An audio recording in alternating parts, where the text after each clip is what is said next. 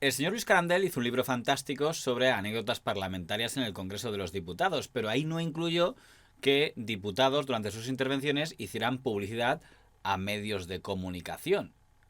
Y parece evidente que igual que hay periodistas o comentaristas de medios que no paran de hablar de políticos, los políticos puedan hablar de medios de comunicación. Quizá es un poco más extraño que lo hagan en sesiones parlamentarias, porque salvo la Comisión de Televisión Española, no parece que sea el lugar para hablar de temas mediáticos. Sin embargo, ha sido bastante recurrente en todas las legislaturas.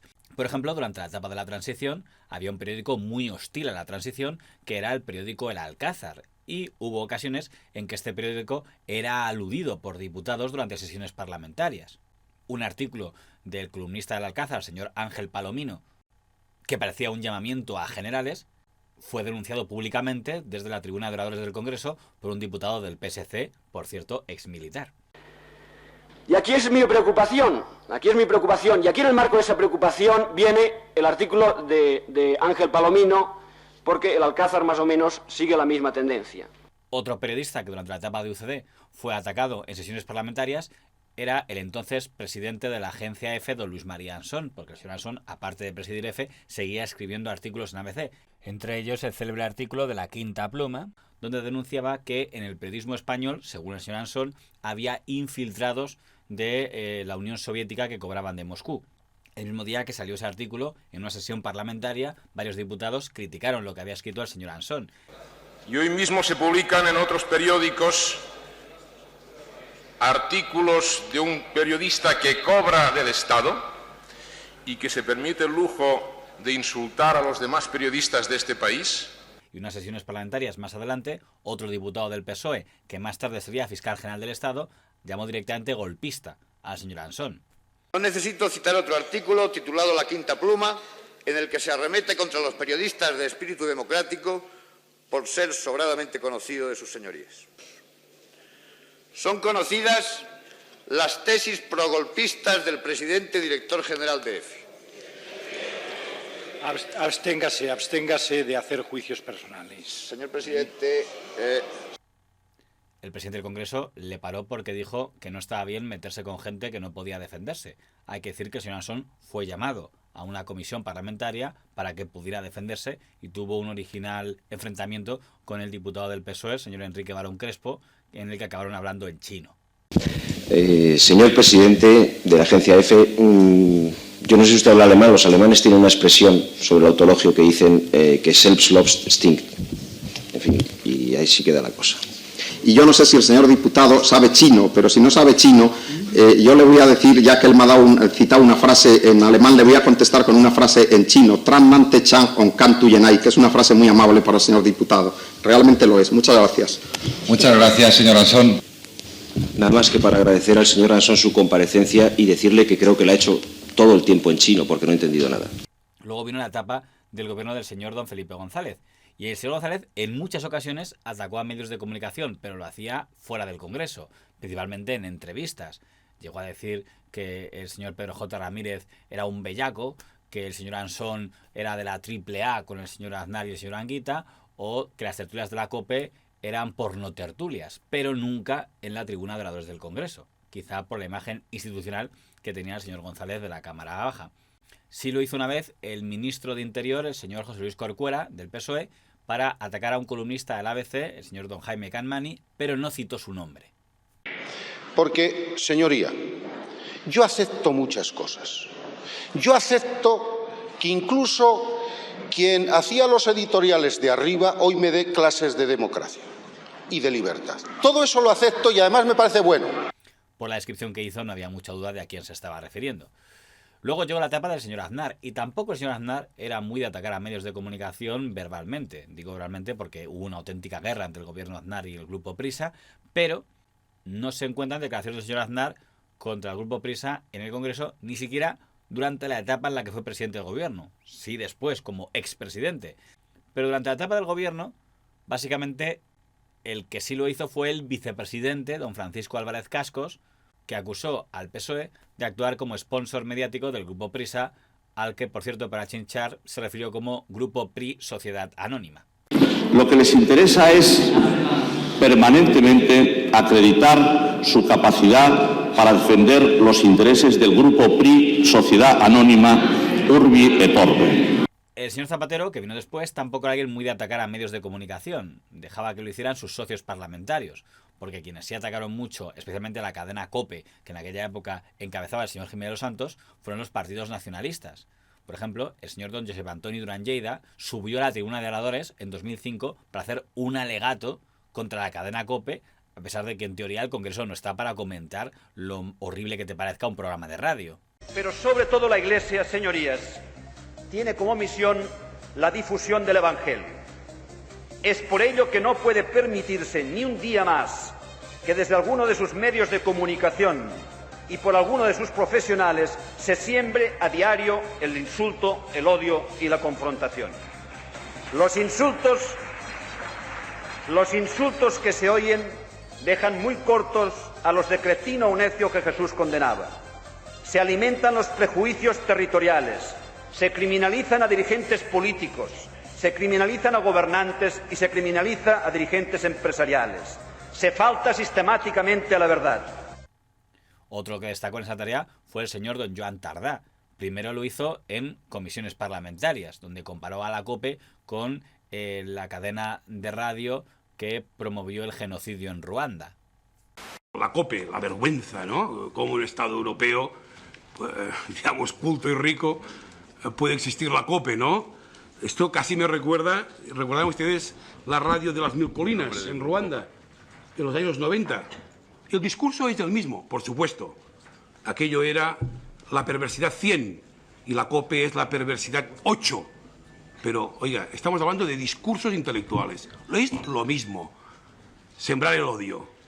Sembrar el odio, en el caso nuestro, en contra de Cataluña. Sembrar el odio en contra de los vascos. En definitiva, enfrentar a las comunidades nacionales del Estado español. Y luego ya, en la tribuna de oradores, amplió y junto a la cadena COPE se refirió también al director del Mundo y al periódico ABC. Ahora que parecía que el señor Rajoy quería transitar hacia una cierta moderación,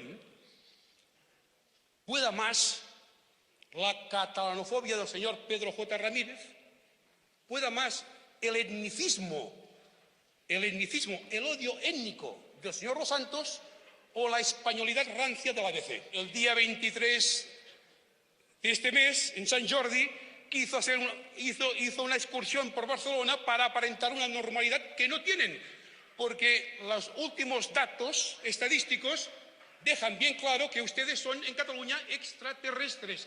El fantasma del señor Aznar, la factoría FAES, trabaja y creo que sabe. Aquí ya los presidentes de la Cámara no llevaban mucho al orden y decía que no atacaran a los que no estaban presentes porque ya se había convertido en algo rutinario. En la segunda legislatura del señor Zapatero, ahí sí, un ministro, el señor Rubalcaba, se metió varias veces con el canal Intereconomía. Se debía a que el que se encargaba de interpelarle era el diputado del PP, el señor Gil Lázaro, que hoy está en Vox, pero en ese momento estaba en el PP, y como era tertuliano en Intereconomía, era frecuente que el señor Rubalcaba se refiriera a él como el que luego va por la noche a tertulias de ultraderecha. El caso Faisán es el precio político que ustedes pagaron en el inicio de ese sucio y mal llamado proceso de paz. El caso Faisán apesta a cloaca de Estado. Usted va contra mí. Por eso hace preguntas patéticas, 200 por escrito, tratando de pescar al Ministerio con cambios para esta noche lucirse por las cadenas de extrema derecha criticando a la policía. Por eso lo hace usted. Por eso lo hace usted. Las actas de ETA le ponen a usted contra las cuerdas. No olvidar nunca. Y ahora, márchese a esas televisiones de extrema derecha y dígale... Silencio, por favor. Silencio. Márchese, Silencio. sí. Usted a esas televisiones y dígales que los policías franceses y la Guardia Civil, españolas, y la Guardia Civil española y la Ertzaintza y la policía francesa han ido al juez a mentir. Y ya llegamos al señor Rajoy. De nuevo, el señor Rajoy era alguien poco de replicar a medios de comunicación, ni en el Congreso de los Diputados, ni fuera de él. Hubo algunos miembros del PP de aquella época, como don Rafael Hernando, que sí lo hicieron alguna vez, pero fuera del Congreso de los Diputados, con lo cual no entrarían en este top. Quienes sí entrarían son los de Podemos, que por esa época entran en el Congreso y sí tenían muchas ganas de hablar de medios de comunicación para que esos medios de comunicación le respondieran y así hablaran de ellos. Atacó a entonces su enemigo principal, que era el presidente del Grupo Prisa, el señor Juan Luis Cebrián. Por eso le digo que vamos a votar en contra de su candidatura y le aseguro que nuestra posición se va a mantener. Es una cuestión de respetabilidad. A nosotros no nos va a escribir editoriales el señor Cebrián pidiéndonos que le apoyemos. Las élites, esas mismas que le llegaron a presionar a usted para que se echara a un lado y favoreciera una gran coalición, saben que nosotros no cedemos. Merecer el odio de esas élites significa para nosotros ser respetables, señor Rajoy. Les propongo un ejercicio. Cojan ustedes a José María Aznar, a Felipe González y a Juan Luis Cebrián, llévenles al Callejón del Gato y póngales enfrente de los espejos cóncavos. Esa es la realidad del pasado de nuestro país, señorías. Era el primer Podemos, el que estaba aliado a la Sexta contra Prisa. Luego las alianzas cambiarían y el señor Iglesias pasaría a ser anti-Ferreras. Y de hecho, diputados de Podemos han atacado al señor Ferreras, a doña Ana Rosa Quintana y hasta al presidente de La Razón, señor Mauricio Casals. Una ley que obligue a que haya transparencia en los intereses económicos y políticos detrás de las mentiras que vierten cada día Ana Rosa Quintana, Pablo Motos o Susana Griso, para que sepamos cuáles son los intereses. Sí, claro, como os defienden a vosotros, pues os ponéis así. Pero la realidad es que queremos saber cuáles son los intereses económicos que están detrás de esos periodistas que mienten cada día desde grandes platos de televisión sobre las fuerzas políticas, incluida la mía. Y también eso incluye al señor Antonio García Ferreras. Creo que compartirá conmigo que a muchas nos sorprendió que usted fuera a darle una entrevista a un periodista corrupto que, como hemos sabido a través de los audios, conspiró no solo contra nosotras, sino es que conspiró contra usted y contra su mujer. A mí me hubiera gustado mucho que usted le dijera algo, que le pidiera por lo menos que rectificara lo que hizo. Que se ha insultado a periodistas con nombres y apellidos, y usted debe llamar al orden a la diputada que lo ha hecho, y usted tiene la obligación, además, como presidenta de esta Cámara, de retirarlo motu propio, si es que ella no lo hace, del diario de sesiones. Aunque muchos de los aludidos ni respondían porque parecía una mera táctica para obligar a los medios a que hablen de ti. Algo parecido hizo también Vox, que también a través de su diputada, la señora Macarena Olona, lanzó dardos contra medios de comunicación y consiguió que algunos la replicaran. De inteligencia. En tercer lugar, control de los medios de comunicación. Han prostituido Televisión Española, han regado con millones de euros los medios privados de comunicación afectos al régimen y lo que hacen es perseguir a los periodistas libres que se alzan con voz crítica.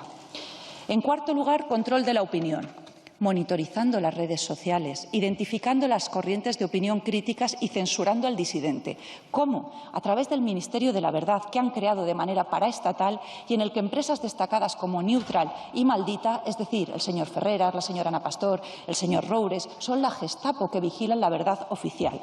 Sin embargo, seamos claros, aunque hay muchos precedentes, nunca un presidente del gobierno ha hecho lo que ha hecho esta semana don Pedro Sánchez, que directamente un presidente del gobierno, desde la tribuna de oradores del Congreso, ha usado a un programa de televisión para criticar a la oposición y, de paso, al mencionado programa de televisión para decir la poca credibilidad que le merece.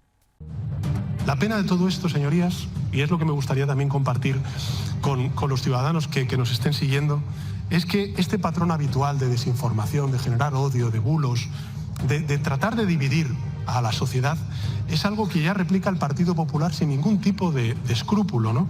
Porque la señora Esther Muñoz, Ana Vázquez, Miguel Tellado, Elías Bendodo, Rafael Hernando, Cayetana Álvarez de Toledo replicaron y reprodujeron los mismos bulos que hizo la ultraderecha durante esas horas tan aciagas. Ahí están sus tuits, dan lecciones de democracia, pero en realidad operan con el mismo registro que Iker Jiménez. Señora Abascal.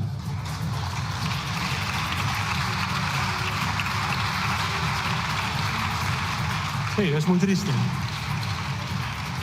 Es muy triste porque incluso Iker Jiménez tiene audiencia. Hay gente que está dispuesta a creer cualquier cosa.